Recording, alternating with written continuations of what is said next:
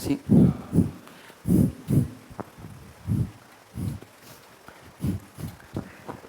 Me lo bajo. Ah, papel.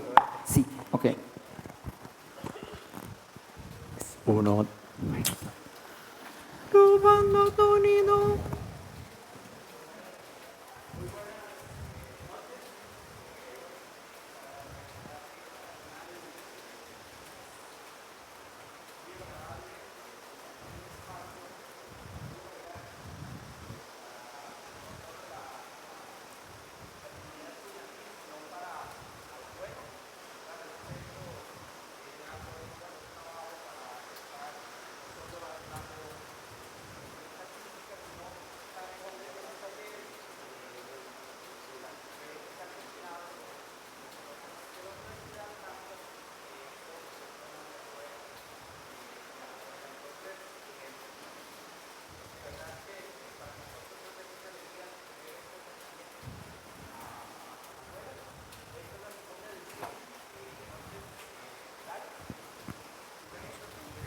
¿Te imaginas?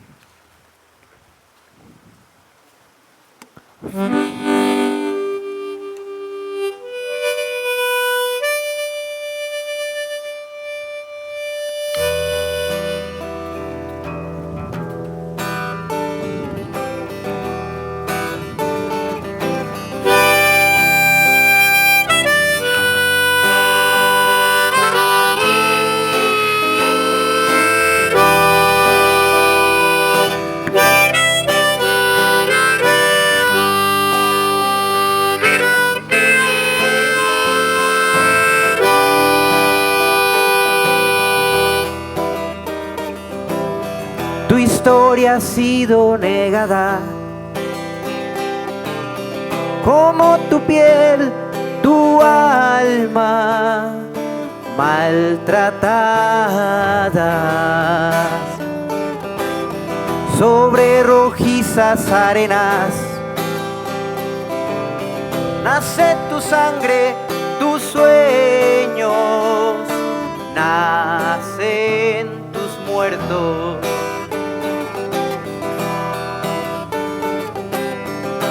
Tus ojos miraron al cielo, soñaste con un azul, sin saber que había otro azul, que al cruzarlo va al infierno, sin saber que había otro azul, que al cruzarlo va al infierno.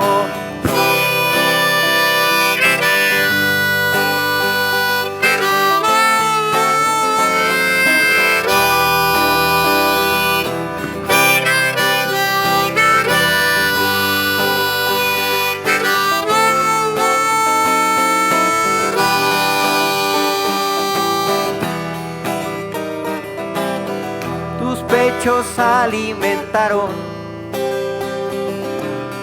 la fiera parásito, calostro mineral,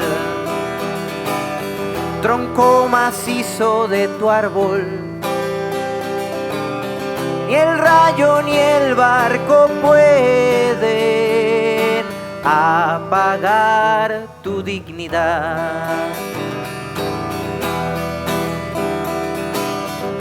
Tus ojos miraron el cielo, soñaste con un azul, sin saber que había otro azul, que al cruzarlo va al infierno, sin saber que había otro azul, que al cruzarlo va al infierno. Somos un pueblo mestizo. Somos hijos de la mezcla indígena, africano y español. Piel de cacao, piel negra, piel blanca, dentro de nuestra propia sangre, y aunque por años se quiso blanquearla, hay abuelas negras, indígenas, blancas. Somos hijos de esa mezcla. Por eso, hoy contamos y cantamos historias de un tiempo distinto, cuando aquí antepasados tuvimos con cadenas y puestos en venta.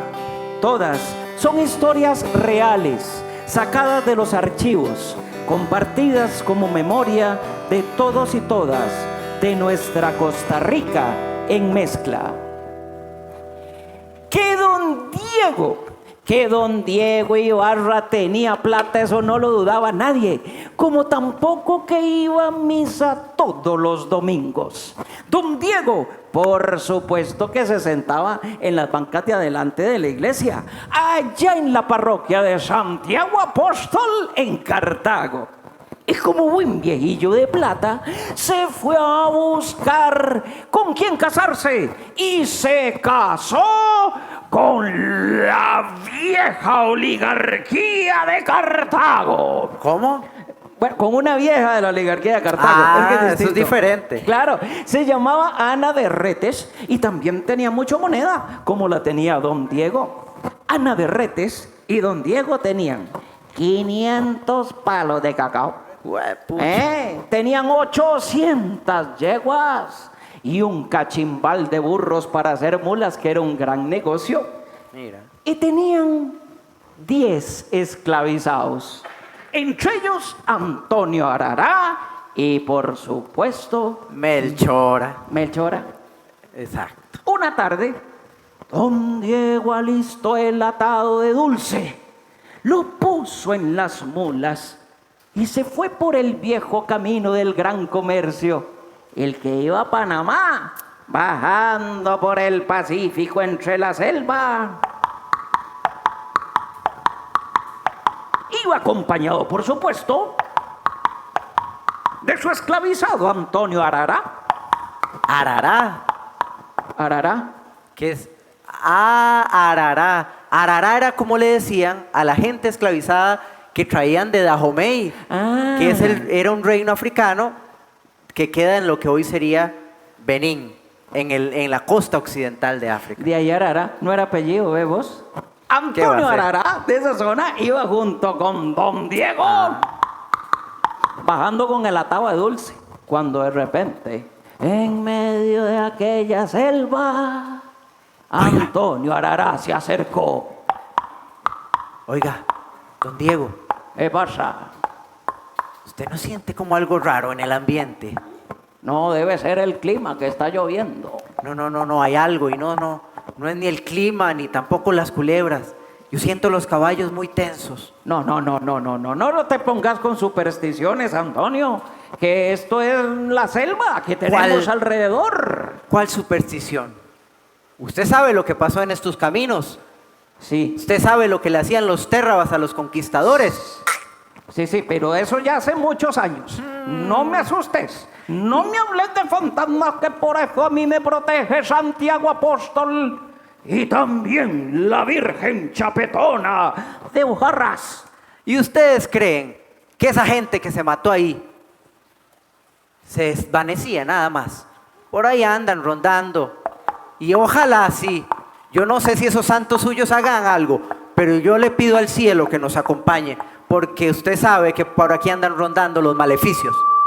Nada de maleficios, Antonio, reza el rosario, reza el rosario. Y así, entre susto y susto, por el camino, don Diego fue a llegar a Panamá, donde tenía que entregar el atado de dulce a doña Leonor. Pero cuando iba entrando a Panamá,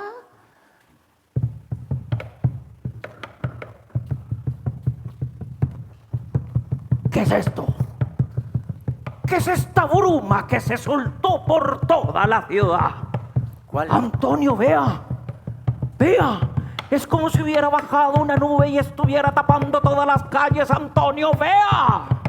Yo no veo nada, todo está claritico. ¿Cómo va? No va a ver, pero vea, ahí, es como una sombra que se mueve así, como una nube blanca que anda por ahí. ¿La ve? ¿No la ve? No, ¿La ve? yo no veo nada. Nunca he visto un día más claro en este mundo. ¿Pero qué me está pasando? Y así llegaron a la casa de doña Leonor, que les abrió la puerta. Les dijo que les iba a pagar el atado de dulce, pero que primero había que echarse un buen vinito o una mistela. Venga, que con los negocios primero y con el placer también. Y ahí en la casa estaba doña Leonora pidiendo que alistaran vino, comida y demás. Y don Diego,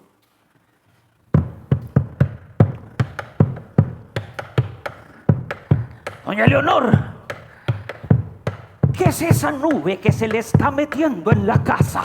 ¿Cuál nube? Si la cocina queda detrás de la casa. No, es que no es el humo de la cocina o la herida. Es como una nube metida aquí en todo lado. ¿No la ve? Nada. María, la esclavizada de Leonor, se le acercó a servirle un poco más y le dijo: Yo también la veo. ¿qué ve? La bruma que usted está viendo. Usted ve la bruma. Así Usted es. ve la bruma. Usted ve la bruma. Yo la veo. No estoy loco. No. Loco no. Pero hechizado sí. Hechizado. Sí. ¿Qué dice usted? Y ese hechizo no viene de ningún cristiano. Jamás podría estar hechizado. A mí me protege el apóstol Santiago y la Virgen de Ujarraf. Para mí eso es magia arará. Arará. Se lo digo porque conozco a mucha gente de esa tierra aquí y lo que usted está viendo, ya aquí lo ha curado un anciano varias veces. Dígame que me pueden curar. Dígame que me pueden curar. Lléveme donde ese anciano. Yo me quiero curar. No, él es un sabio arará y no va a atender a nadie que no sea arará de un día para otro. Pero yo puedo ir a consultarle por usted. Que vaya alguien de confianza. Antonio Sarará. ¡Antonio! ¡Venga para acá! Váyase con ella. Vaya, tiene que hacer una diligencia. Doña Leonor, ¿usted le da permiso a María de ir a hacer una vuelta que yo necesito que haga? Y los dos, María y Antonio, se fueron por las calles de Panamá, rumbo donde el sabio Arará, cuchicheando lo siguiente.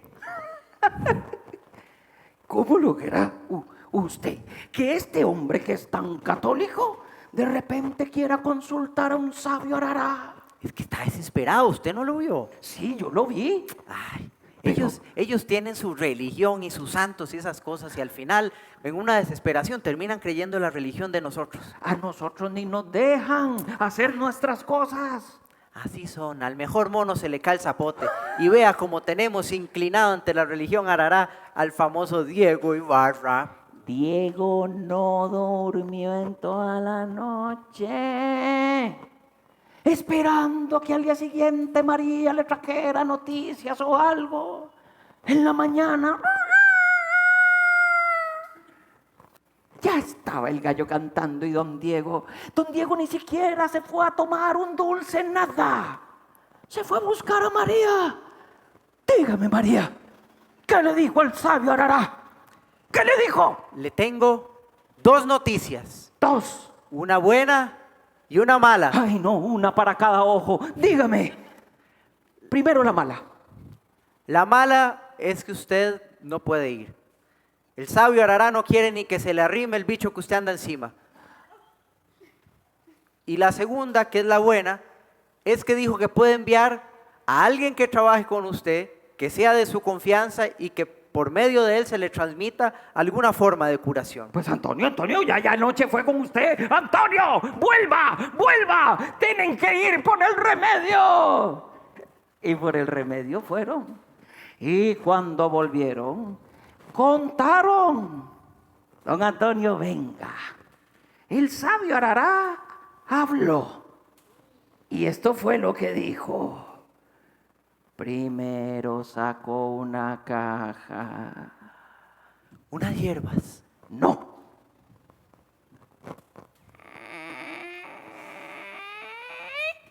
Un talismán. No.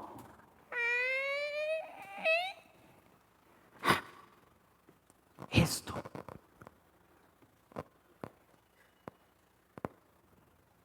¿Lo ven? ¿Eh? ¿Ah? Es un espíritu fuerte, Arará, que en su lengua cuchicheó, susurró.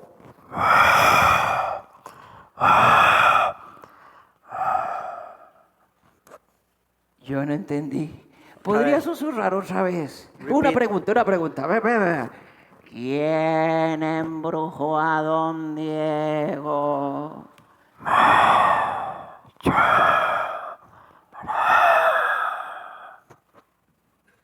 Hijo de mi alma, ¿qué habrá dicho? ¡Melchora! ¡Ay, Melchora! Oye, es que ando mal en Arará. ¡Melchora! Cuando don Diego escuchó ese nombre, se le paró el pelo todo y dijo: yo tengo una esclavizada que se llama Melchora. ¡Esa mujer me ha embrujado! Doña Leonor, ¿dónde está en Panamá la Inquisición? Y a la Inquisición fue. Y ahí La arrestaron. ¡claro! En Cartago llevaron orden de arresto y ahí iba Melchor arrestada. A la salida le hizo una mirada tremenda a Antonio, porque quién sabe de dónde había salido aquel nombre. ¿Sería acaso que Antonio tenía una deuda, una sacada de clavo de amor con Melchora? ¿O sería que quería quitársela de en medio por algún asunto con el patrón? ¿O sería que había sido todo aquello un plan? Porque cuando Melchor estaba en la celda, en el cuartel de Cartago,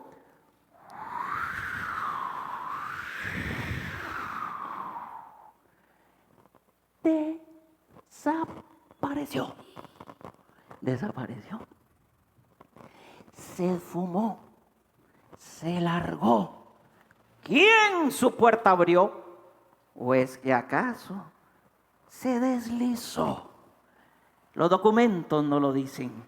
Lo que dicen es que a Melchora la capturaron después, allá lejos, en Nicaragua.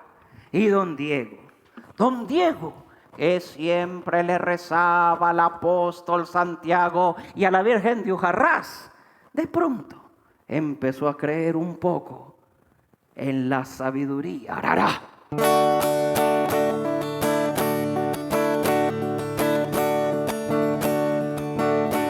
En este mundo se mueven fuerzas maravillosas, en la tierra, en el aire, en la gente y en las cosas. En este mundo se mueven fuerzas maravillosas, en la tierra y en el aire, en la gente y en las cosas. En este mundo se mueven fuerzas maravillosas, en la tierra y en el aire, en la gente y en las cosas. A mí me llaman Antonio y me dicen Arará, pero Dahomey es mi tierra y eso no lo olvidarán. Pero Dahomey es mi tierra y eso no lo olvidarán.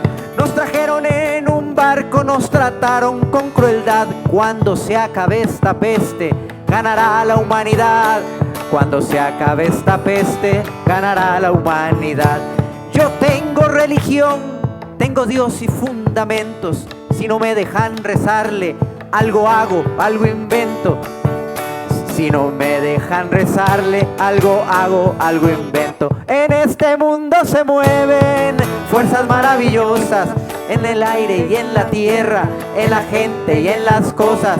En este mundo se mueven fuerzas maravillosas, en la tierra y en el aire, en la gente y en las cosas. Ese viejo Diego Ibarra reza al Dios de los maderos, pero al pobre esclavizado da maltrato y da tormento, pero al pobre esclavizado da maltrato y da tormento. Yo no sé qué Dios acepta esa horrenda esclavitud, o será que es un castigo que Ibarra perdió virtud, o será que es un castigo que Ibarra perdió virtud. Más parece un maleficio que logró la conversión frente a religión arara. Fue que Ibarra se inclinó frente a religión arara, fue que Ibarra se inclinó. En este mundo se mueven fuerzas maravillosas, en la tierra y en el aire, en la gente y en las cosas. En este mundo se mueven fuerzas maravillosas, en la tierra y en el aire, en la gente y en las cosas. Eso.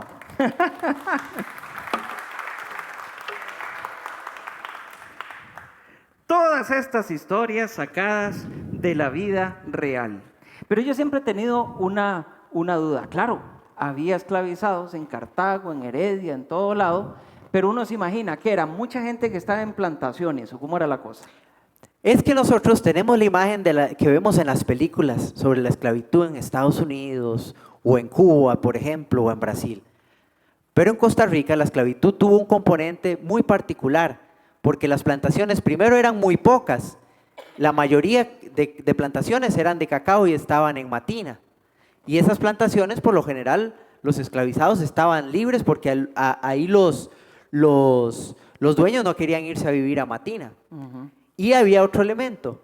En las otras regiones donde había esclavitud, por lo general eran un componente de trabajos domésticos, como era en Cartago. En Esparza y en Nicoya también hubo plantaciones. Claro. Pero en Cartago era una cuestión doméstica y eso implicaba que se dieran estos intercambios, inclusive religiosos, ¿verdad? Claro, y eso, pregunto, Wilson, influyó a que con un contacto tan cercano entre los esclavizados y sus dueños, o sus amos, terminara aquello impulsando el mestizaje. Sí, de alguna manera había abusos y todo por parte claro. de los patrones, ¿verdad? Muchos dejaban embarazadas a sus esclavizadas. ¿Y qué pasaba con los hijos de las esclavizadas? Bueno, eso es muy interesante porque había una ley que se llamaba la ley Partus Sequitur Ventre. Partus Sequitur Ventre. Latín. Es latín, exacto. Que dice que lo que viene del parto continúa, más o menos, por ahí va la cosa. Y eso significa que el hijo de una mujer esclavizada heredaba la condición de esclavitud, aunque fuera hijo de un hombre, un hacendado como los que hemos hablado, aunque fueran hombres libres. Entonces eso generó muchas historias y problemas también. Historias como la que vamos a escuchar a continuación, que sucedió más o menos en qué época. 1700 y resto. Es la historia de Cayetana, una historia real. Cayetana salía del parque corriendo hacia la casa de don Alfonso Ulloa, en el puro centro de Cartago. Ahí se ponía a hacer los oficios que él le tenía encomendado. ¿Por qué? Porque Cayetana era la esclavizada de don Alfonso Ulloa. Y cocinaba delicioso. Dicen que era la mejor cocinera de todo Cartago. Resulta que don Alfonso estaba muy contento con las funciones de Cayetana. El que no estaba muy contento era el hijo, don Gregorio Ulloa. Ese siempre andaba con suspicacia sobre qué era lo que hacía Cayetana. En una que iba y otra que venía, llegó a la casa de su padre y le dijo: papá, Gregorio, hijo, ¿cómo está? mira, me está quedando bien lijadita esta. Bien. ¿Qué pasó? Usted siempre distraído. Usted no se da cuenta, ¿verdad? Usted no ha visto que aquí esa Cayetana entra y sale como si fuera Pedro por su casa. Ya vas vos con Cayetana. Yo no tengo ninguna queja con ella. Cuando se trata de cumplir con lo que yo le digo, ella cumple. Déjate ya de cosas con ella. Es que usted es un alcahueta y además es un despistado. Si usted supiera las cosas que se andan diciendo en Cartago, y peor, los chismes que vienen de la Puebla de los Pardos. Ay, las cosas que se dicen, las cosas que se dicen. Por los chismes, por las cosas que se dicen. Hasta crucificaron a nuestro Señor. No, Gregorio, no quiero irte más con esas dudas con Cayetana. No, señor.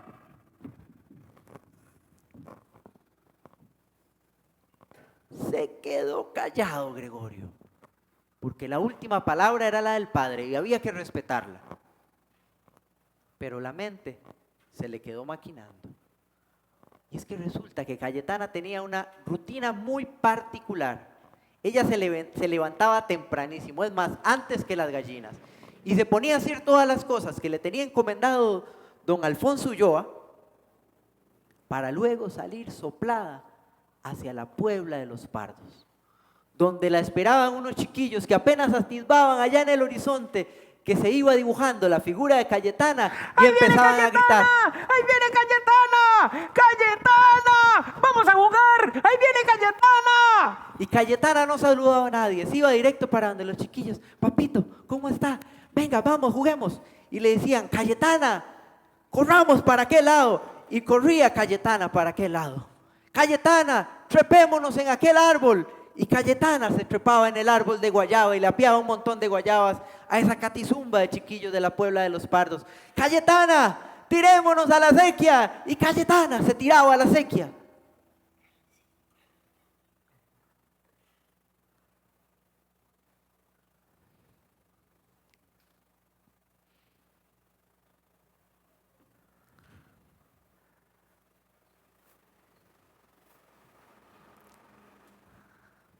Había 3 chiquillos, Tomasita, Manuel y Francisca, por los que Cayetana daba la vida. De todo ese montón de chiquillos de la Puebla de los Pardos, ellos 3 eran sus preferidos. No se sabe por qué alguna gente decía que eran los hijos de sus mejores amigas y que por eso les tenía tanto cariño. Vení, Tomasita, mi amor, ¿tenés sueñito? Vení. Dormite en los brazos míos.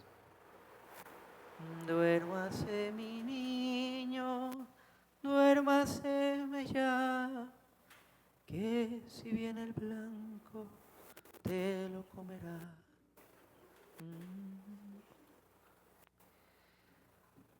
Cuando se dormía,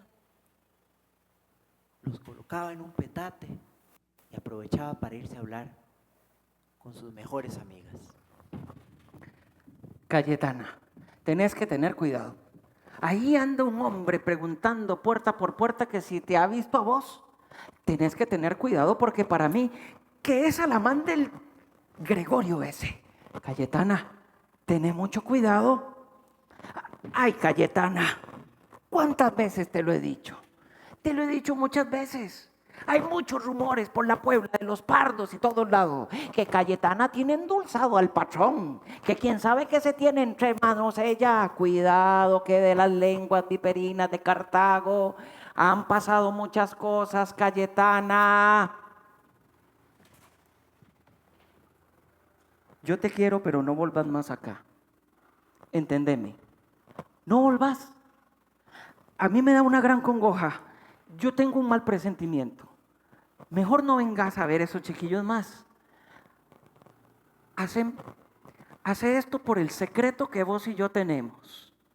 Prométeme que no vas a venir más. Por el secreto, Cayetana. No volvás.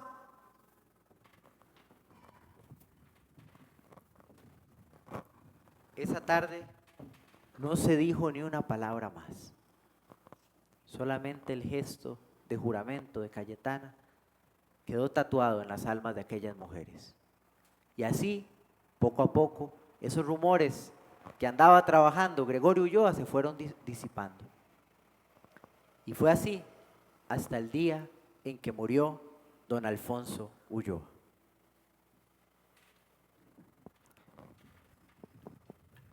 Resulta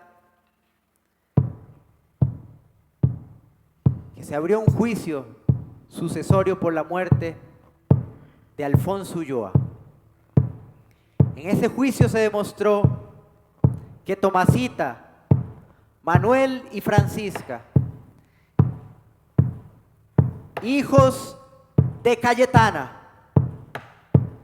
eran hijos de Cayetana.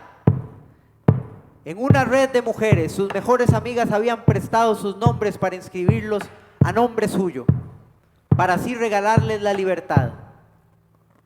Este tribunal determina que al comprobarse que estos son hijos de Cayetana, pasen a ser propiedad inmediata de los descendientes de don Alfonso. Ejecútese. Y nadie sabe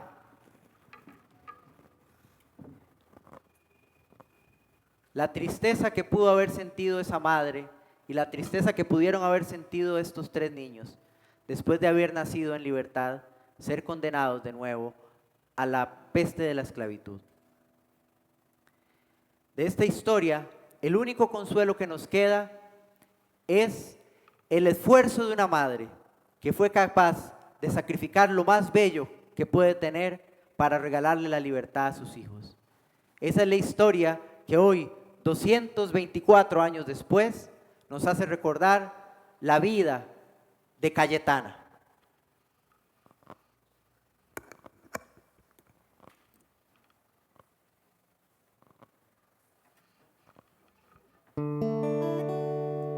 Por las calles corría con extraña alegría, Cayetana buscaba hacia el sur. En el fondo sabía que buscaba un encuentro que le henchía el alma de luz. Atendía a unos niños cual si fueran sus hijos. Nunca he visto un cariño así. Tomasita, Manuel y Francisca le hacían tan feliz.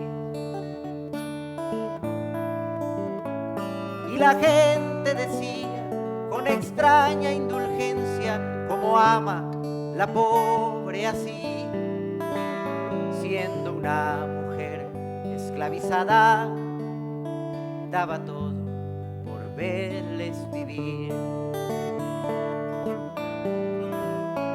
Solo sé que sus risas alimentan su vida, como quien ha sufrido y encuentra en lo simple el amor. El amor.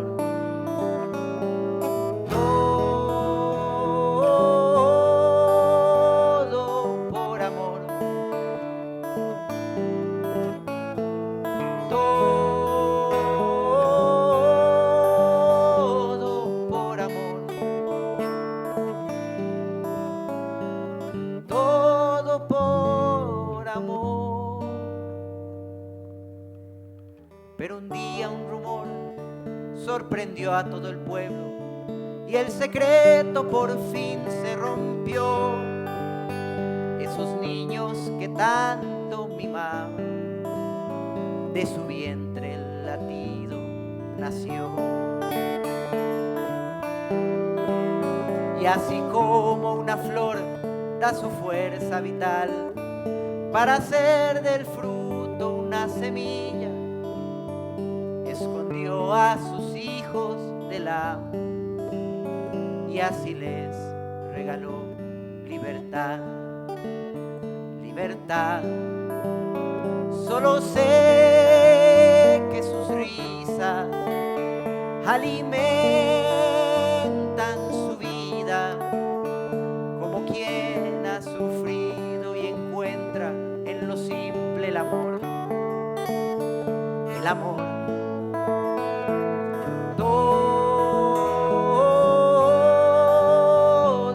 por amor. Todo por amor. Todo por amor.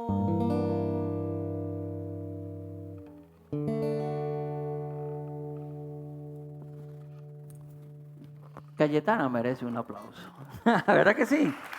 Qué mujer, ¿verdad? Tal vez de los nombres de los jueces ya nadie, digamos, hace canciones. Pero de un gesto como el de Cayetana, aquí está, perviviendo después de los siglos, siendo recordada, porque lo que se nombra, se recuerda. Y la siguiente historia... Es la de Pedrito. Claro, Pedrito, el que se jugó la trampa que había, echa la ley, echa la trampa, ¿verdad? Así es. Jugando con la legislación que había, Pedrito, que era un esclavizado, estaba harto del amo y quería que, de ahí, si no podía lograr la libertad, que lo comprara un amo mucho más decente. Claro. Así que incluso se dio el lujo de ir a hablar con un posible nuevo amo para buscar de qué manera se daba la transacción. Buscar por fin la venta que lo pasara a un nuevo amo. Ah. El asunto es que el nuevo amo dijo, sí, no se preocupe, yo tengo 200 pesos plata, lo compro y todo bien. Pero el amo de Pedrito han de creer que no lo soltó por 200 pesos. ¿Quién sabe? Si fue solo por fregarle la vida a Pedrito, que dijo, se lo vendo por 350. Eso era un cachimbal de plata en aquella época.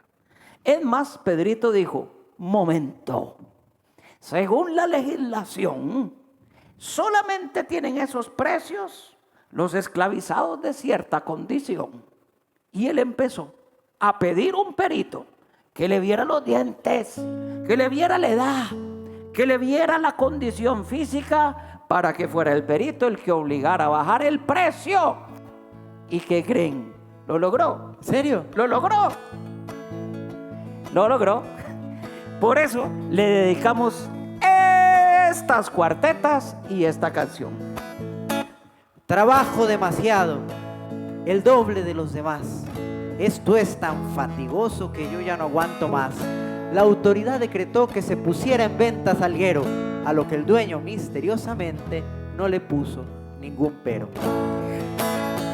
Lo que el dueño no sabía es que el astuto Salguero ya tenía comprador visto y un negocio placentero.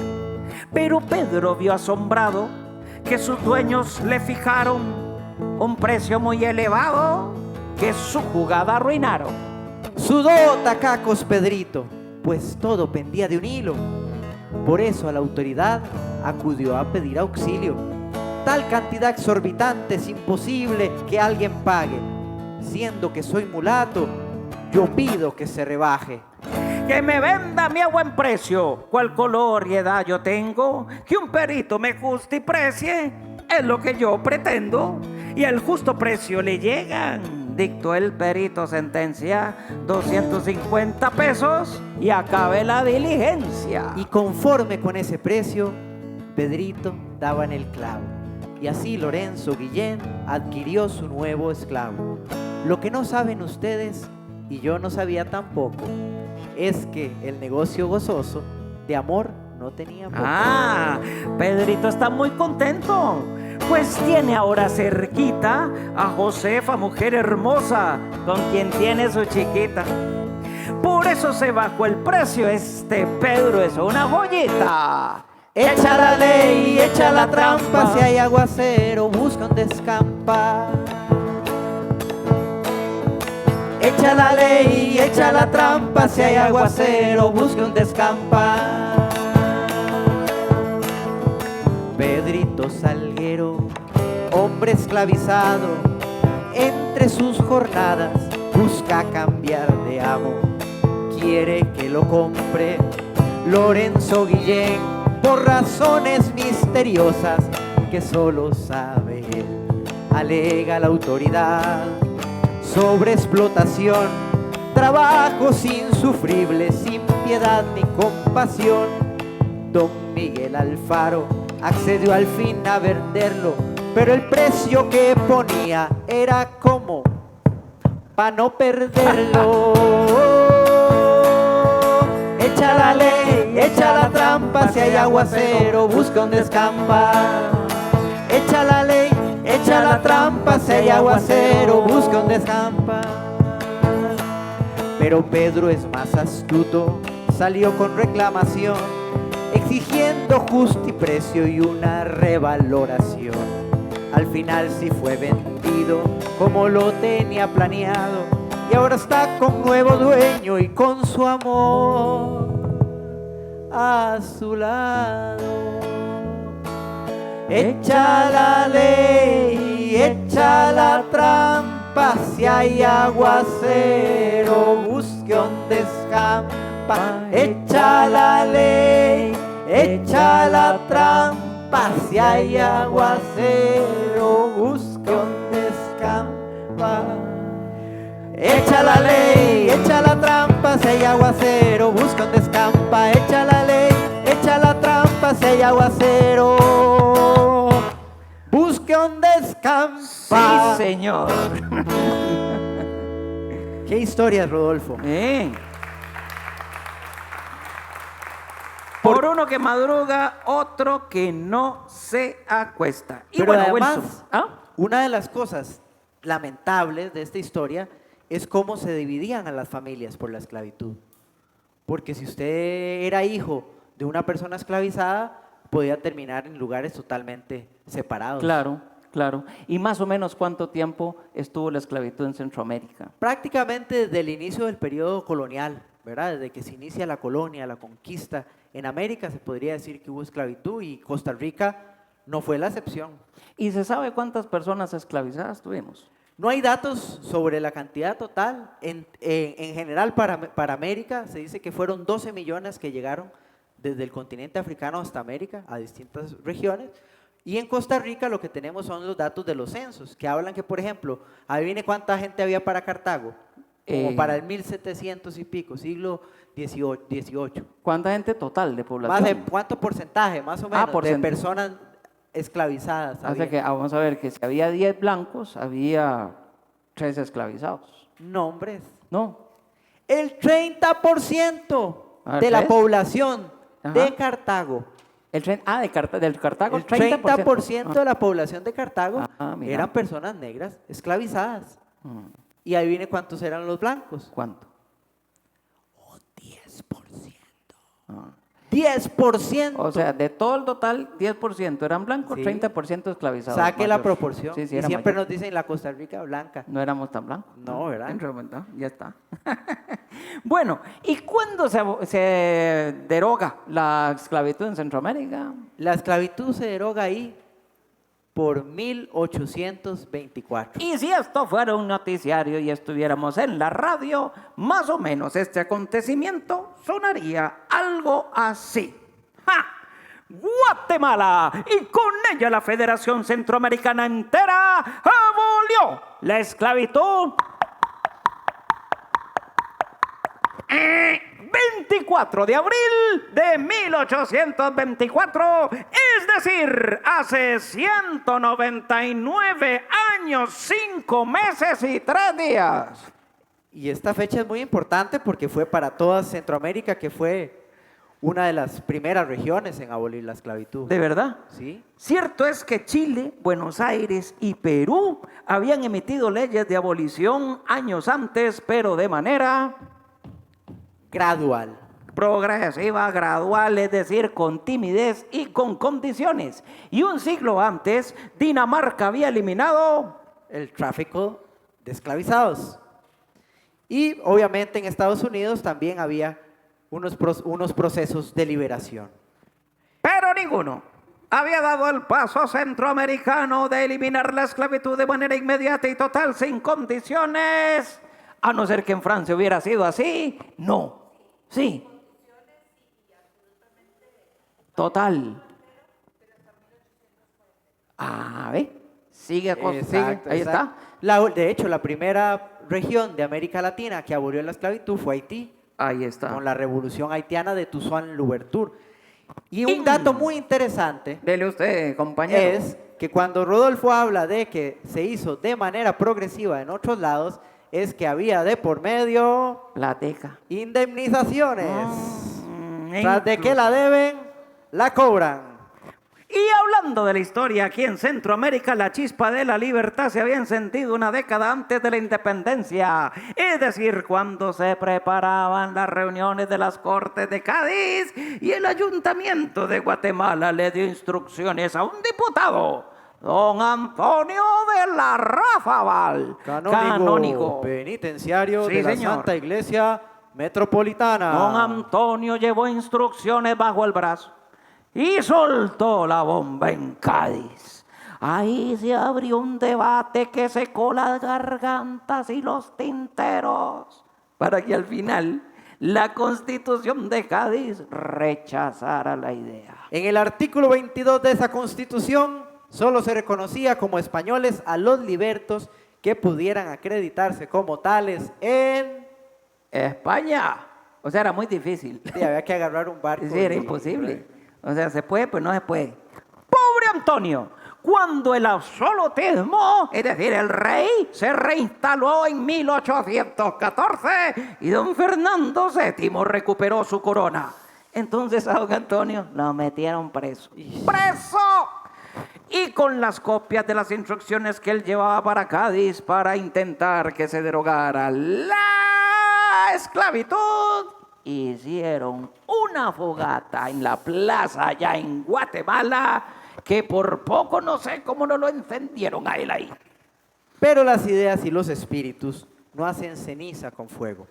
A los pocos años, las cortes se reinstalaron, vino la independencia y con ella la idea de la libertad de los esclavizados.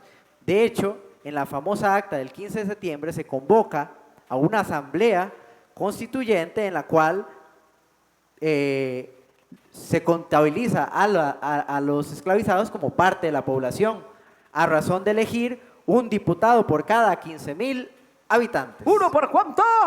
15,000. 15,000. ¿Uno por cuánto? 15,000. ¿Uno por cuánto? 15,000. Es que en la radio les da por repetir mucho las cosas para que la gente no se le olvide. Y después hacen concursos con eso. Poco a poco empezaron a darse debates, solicitudes de libertad, decretos, hasta llegar a la famosa abolición en el año 1824. O sea que el próximo 24 de abril se conmemora el bicentenario de la abolición de la esclavitud en Centroamérica. Así es. Resulta que la noticia llegó a Honduras. ¿Ustedes se imaginan? La Honduras británica, donde no se había derogado la esclavitud. Eso es lo que hoy sería Belice. Belice. Ok. Ahí es. Y ese territorio, por supuesto, seguía bajo el mando de los ingleses. La esclavitud estaba vigente y las personas esclavizadas de esas tierras trabajaban en la plantación. Y uno de ellos estaba ahí y de repente escucharon al capataz decir: Muy cerca de la peste estamos. Basta un estornudo para resfriar a una cuadrilla. No me gusta lo que pasa en la Capitanía General de Guatemala. querrá usted decir la antigua capitanía, porque se declararon libres y soberanos y ahora discuten conformar una federación. Libres o no, son una peste igual. Escuché que en sus discusiones están considerando abolir la esclavitud en su constitución. Eso, bueno, si se corre la voz en nuestras tierras, sería una catástrofe. En medio de aquella conversación, ahí cerca estaban unos esclavizados orejeando, agudizaban los oídos y el capataz los fulminó con la mirada. Y ellos, por supuesto, se hicieron como que no habían escuchado nada y siguieron trabajando, pero esa noche, a la hora de dormir, hubo una reunión. Y todos en reunión escondidos y clandestinamente hablaron bajito, casi con susurros. La frontera entre Honduras británica y la Federación no está tan lejos. Podemos cruzar la frontera y seremos libres. Ya lo escuchó, compañero. Lo dijo claro el patrón. Al otro lado de la frontera se va a aprobar la abolición. Hay que ser muy cautelosos. Nos vigila el capataz. Si quisiéramos ser libres, esta es la oportunidad. Que se corra bien la voz y planear bien el escape, buscando el mejor momento para que nadie nos atrape. A Teodoro no le digan que es así con el patrón, De seguro le lleva el cuento porque es un gran soplón. Hay que ir juntando cosas. El camino es largo y duro. Si no llevamos comida, la pasamos mal, seguro. Pasaron como 3 meses, planeando cómo fugarse, intentando mantener la rutina, sin que Teodoro ni el capataz notaran movimiento extraño. La voz también se corrió por algunas haciendas vecinas y cuando llegó la ocasión un viernes de madrugada, varios de ellos se escaparon corriendo para la montaña. Masiva fuga de esclavos. 100 esclavizados entre trillos y muchos juncos, ahora libres, jugándose el pellejo, intentando cruzar la línea, el muro, la frontera, queriendo llegar muy lejos a las tierras guatemaltecas recién independizadas. En las haciendas sonó la alarma. ¡Perros! ¡Milicianos! ¡Fusiles! ¡Cadenas! La mitad para perseguir, la mitad para retener a los que se quedaron. Látigo y mecate para hacer hablar, vino y pan de sobra si deciden no callar. Allá arriba, en la montaña, entre el olor húmedo del musgo, se ve la libertad, animando a los cansados. Seguí, no pares, olvídate la cojera, que ya no habrá más cadenas si cruzamos la frontera. Seguí, no pares, olvídate la cojera, que ya no habrá más cadenas si cruzamos la frontera. Seguí y no pares, olvídate la cojera, que ya no habrá más cadenas si cruzamos la frontera. Seguí, no pares, olvídate de esta herida, que después de 4 noches nos espera la salida. Llegó el sol, la luna, sonó de pronto el balazo del amo enfurecido. Muy cerca seguía sus pasos, cruzándose en su camino. Unos cayeron por la bala y otros por el cansancio. Hubo quien se perdió en la montaña. Aquello era una guerra segura, cacería sin misericordia. De pronto, la espesa selva abre su boca de entraña y tira a los negros afuera. ¡Allá está Guatemala! ¡Ya casi hemos llegado! Pocos pasos más, ya casi estamos salvados. Entre el cansancio y el miedo de la persecución, afloraron también los sentimientos de duda. ¿Será real eso? ¿De que en esas tierras se acepta que todos los seres humanos sean libres? A mí ya está sonándome a cuento. ¿Cómo fue que caímos en esta trampa? ¿Cómo fue que nos fuimos a creer esa tontera? Y en esa discusión estaban. Cuando volvieron a escuchar el trueno de los fusiles, no había vuelto atrás. La apuesta ya estaba hecha. Corrieron a más no poder hasta donde les dieran las piernas. Y al encontrar el primer pueblo se preguntaron si por fin habían llegado a su destino soñado, donde se discutía la libertad. El susto fue grande cuando se vieron rodeados por milicianos bien armados y gente de autoridad. La vida de los esclavizados no estaba para esperanzas. Por más que tuvieran andanzas, no había final feliz. Pero uno de ellos dijo: es aquí Guatemala. Venimos del otro reino, donde gobierna Inglaterra. Buscamos trabajo aquí. Bajen las armas, soldados. Estos son hombres libres. Hace un mes en estas tierras se abolió la esclavitud. Se abolió la esclavitud. Artículo 13. Todo hombre es libre en la República. No puede ser esclavo el que se acoja a sus leyes, ni ciudadano el que trafique en esclavos. Y esta historia está en documentos. Solo le pusimos sazón. Jugarse cruzar la frontera fue esta vez buena decisión.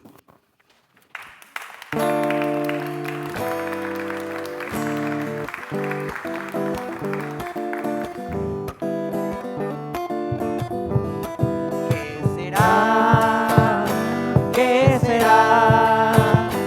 ¿Qué será eso que llaman libertad? ¿Qué será? ¿Qué será?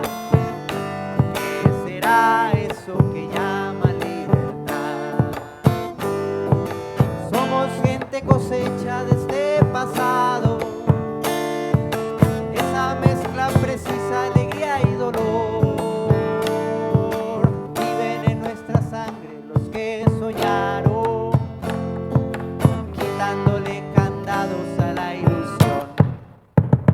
¿Qué será?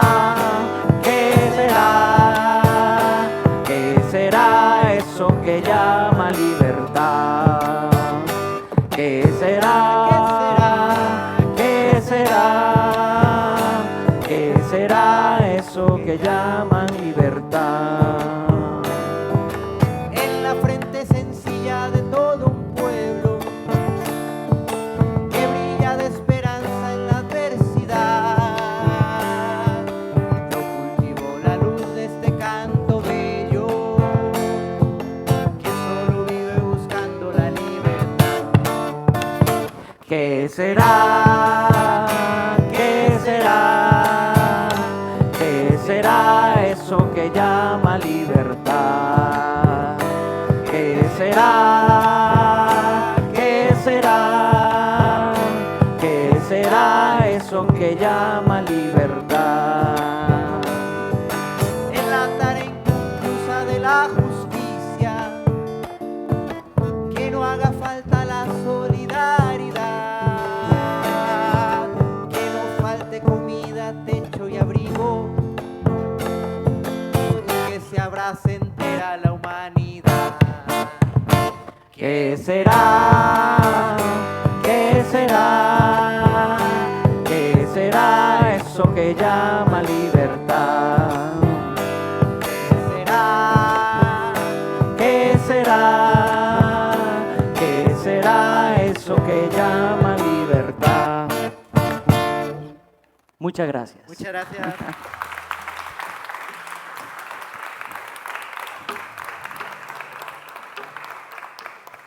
Muchas gracias por compartir un ratico de la experiencia de la historia centroamericana, un capítulo que no es muy relatado en los libros de historia. Cuando entramos a septiembre y sacamos las banderas y hablamos de la independencia, a veces se nos olvida que en 1821 todavía estaba la esclavitud vigente en Centroamérica. Claro. Queremos compartir este ratico con ustedes por si hay comentarios y sobre todo si hay preguntas, podamos un ratico chiquitico, por lo menos unas intervenciones, unas preguntas o algo para aprovechar que está Wilson. Wilson da historia de África en la Universidad de Costa Rica, entonces de ahí, alguillo sabe este señor, entonces vale la pena hacerle alguna pregunta.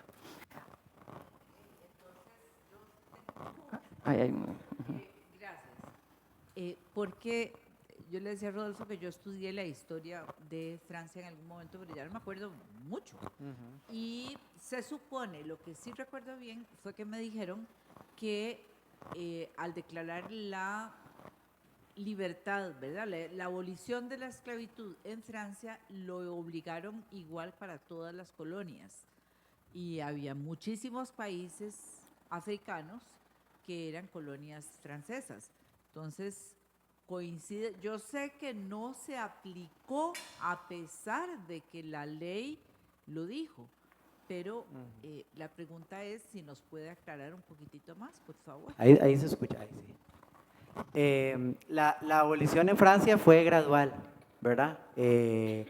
Digamos, gradual en el sentido de que la discusión atrasó que se implementara, por eso se da luego la revolución haitiana, porque la Revolución Francesa es de finales del siglo XVIII y es hasta el siglo XIX, principios, que se hace la Revolución Haitiana. Entonces, al final eso no se aplicó porque también había intereses muy fuertes y fue una discusión muy fuerte entre las élites que dirigían la Revolución Francesa en Francia y las élites que estaban vinculadas al mercado esclavista dentro de Haití, ¿verdad? Y es que en África la esclavitud tenía otras condiciones. Digamos, lo que usted está tal vez preguntando es el comercio, porque en África no hubo esclavitud europea, digamos. La trata se mantuvo y la mantienen hasta que la logran abolir totalmente. De hecho, después viene Napoleón y reinstaura la esclavitud, ¿verdad? Entonces esas son cuestiones que se fueron dando.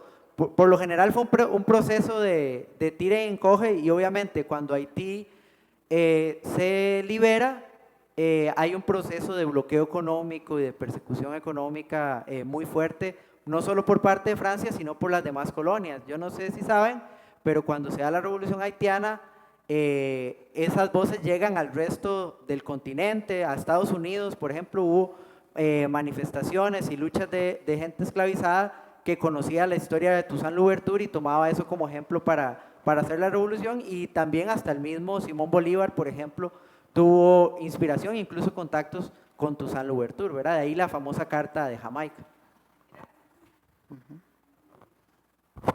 Hago otra pregunta o comentario. Radio.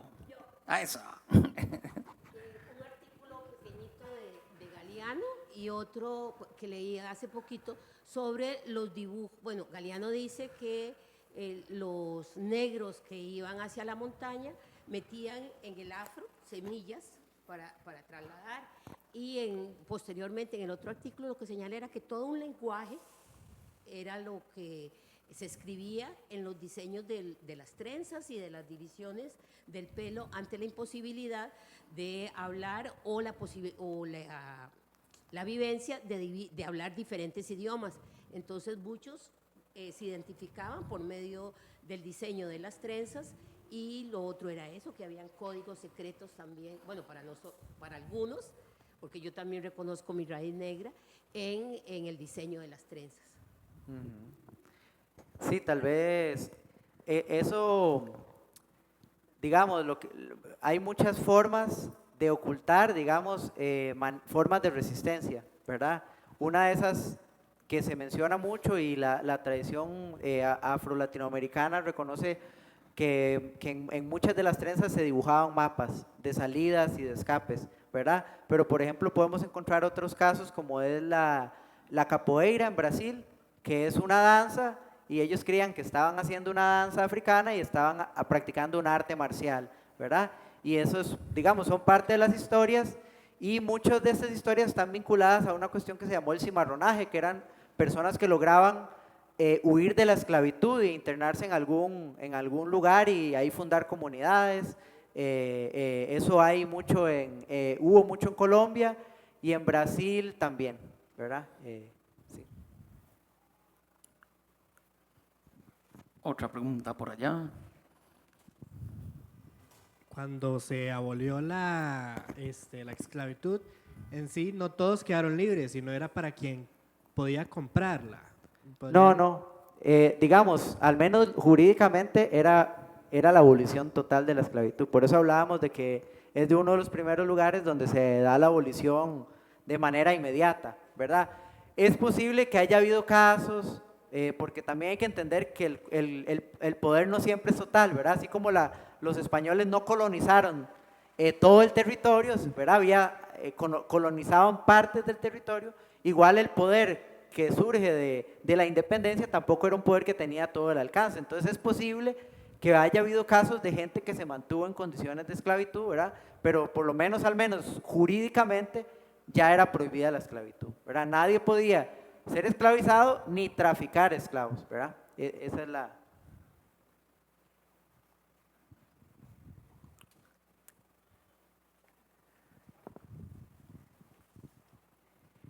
Yo he escuchado del término palenque, pero más que nada como en Colombia. Aquí Sí. en Costa Rica hubo también de esos lugares para las personas.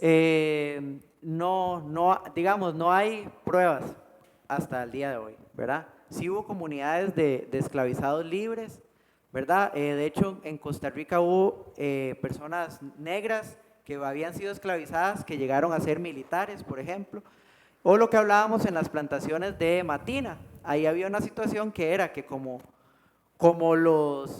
la plantación de Matina estaba en un clima que no les gustaba a los españoles, ¿verdad? O ellos no querían estar más lejos del centro colonial, los esclavizados ahí estaban solos, entonces tenían que desarrollar aunque eran esclavizados, tenían sus propias formas de administración, ¿verdad?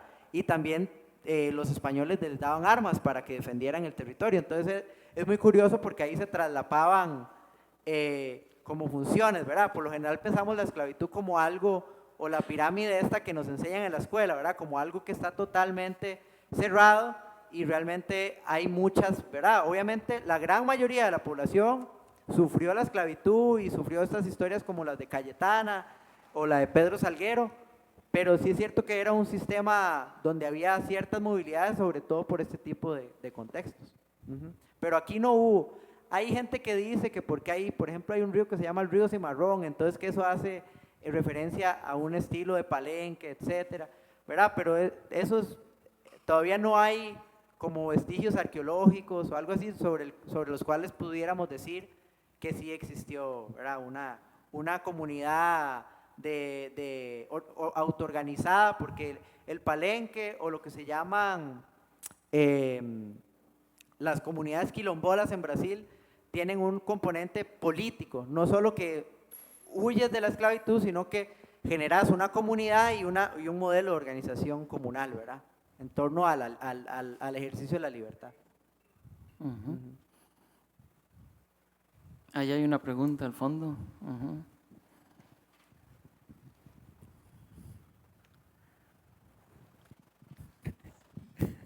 Bueno, no es tanto pregunta, sino me llama la atención.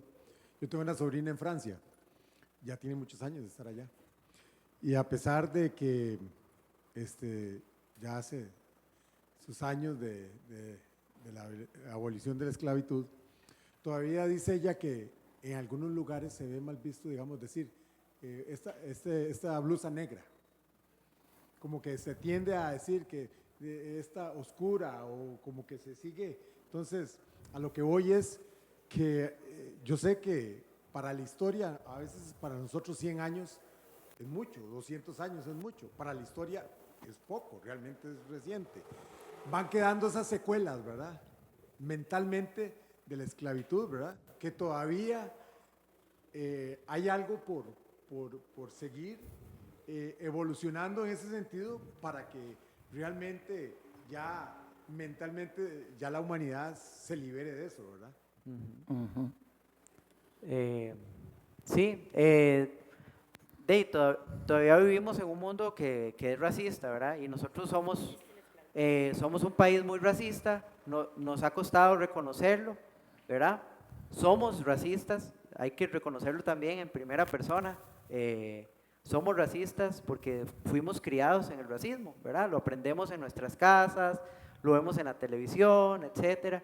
Y el racismo, por lo general, y me gusta el comentario del compañero porque creemos que es nada más cuando decimos un chiste o cuando ofendemos a una persona, pero hay un montón de situaciones estructurales que se reproducen constantemente en el acceso a la salud, acceso a la educación, que siguen impactando no solo a las poblaciones afrodescendientes, sino también a las poblaciones indígenas, ¿verdad?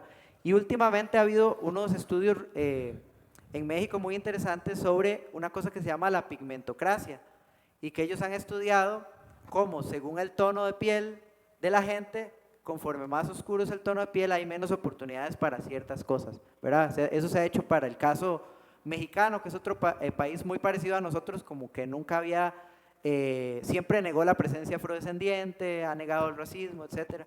Pero bueno, nunca está más hablar de eso. Parte del racismo es que a nosotros en la escuela nadie nos enseñaba qué era la Puebla de los Pardos, nunca nos enseñaron que hubo esclavización, ¿verdad? Aquí todo fue feliz y libre, etcétera, y pues hay que reconocer del pasado para cambiar, y creo que este esfuerzo que hacemos Rodolfo y yo es justamente en ese sentido. Ujú. No sé si notaron que usamos les sonó raro la palabra esclavizados, porque normalmente usamos el esclavo, la esclava, ¿verdad? Lo pusimos adrede, explicarle por qué, Wilson. Porque Porque eso es una discusión que es muy fuerte ahorita a nivel académico, pero lo que habla es de que la persona no es esclavo, porque la idea de esclavo es como si fuera una cuestión de nacimiento natural, aceptada, ¿verdad? Y cuando hablamos de esclavizado, nos implica directamente hablar de quién esclaviza, ¿verdad? Si hay un esclavizado, hay una persona que esclavizó, ¿verdad? Entonces un poco la idea de usar este término que ahorita se está también discutiendo a nivel académico es como generar esa reflexión en la gente que escuche la obra. Uh-huh. Bueno, y de la herencia también de las palabras de esta época, porque tenemos mucha costumbre de pensarnos la herencia africana en el Caribe con la construcción del ferrocarril se nos olvida esta parte que incluso ha dejado huella en nuestro lenguaje, ¿verdad? Claro. Palabras como marimba, palabras como, o frases como nos llevó candanga, ¿verdad? Son mondongo. expresiones que vienen de esa... ¿ah? Mondongo. Mondongo. Cachimba también. Cachimba. Ujú. Me llena. Son palabras que tienen que ver con eso. ¿verdad? Nos quedó en la huella y ni se diga con la Puebla de los Pardos, ¿verdad? La Exacto. Virgen de los Ángeles, ¿verdad? Y esta es la historia de la que contamos, es la historia de la esclavitud, sobre todo en el Valle Central y en la costa pacífica, ¿verdad? Que nosotros por lo general se nos ha hecho una confusión referente a esta cuestión de la afrodescendencia y creemos que la afrodescendencia la estereotipamos únicamente en Limón y creemos que no tiene nada que ver con nosotros y tiene mucho más que ver con nosotros, ¿verdad? Toda la herencia de la esclavitud y de todo el sistema esclavista pues está marcado en la historia de todo el Cartago, Heredia, posteriormente a la Y el Puebla. barrio del Carmen, dijiste vos un día, había una... no. Hay unas teorías ahí, pero esas no me animo a que queden No, grabadas. porque ahí había un Alfonso Ulloa, un Alfredo Ulloa del barrio Carmen, entonces yo tengo una teoría ahí, ¿no? No. Ahí está. Hay una historiadora que dice que si uno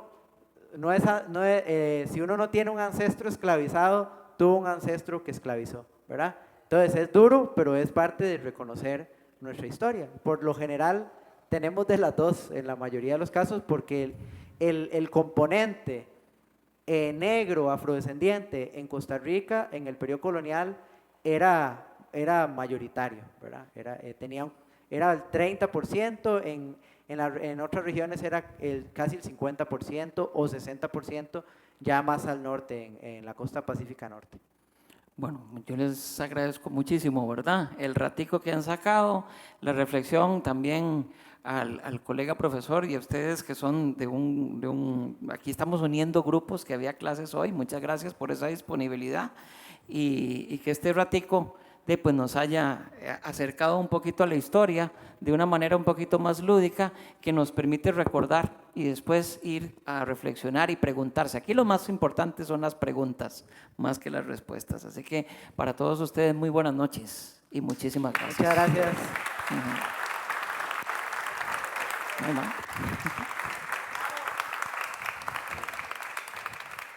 Bueno, yo quería agradecer a Wilson y a Rodolfo por transportarnos a estas historias tan interesantes, ¿verdad?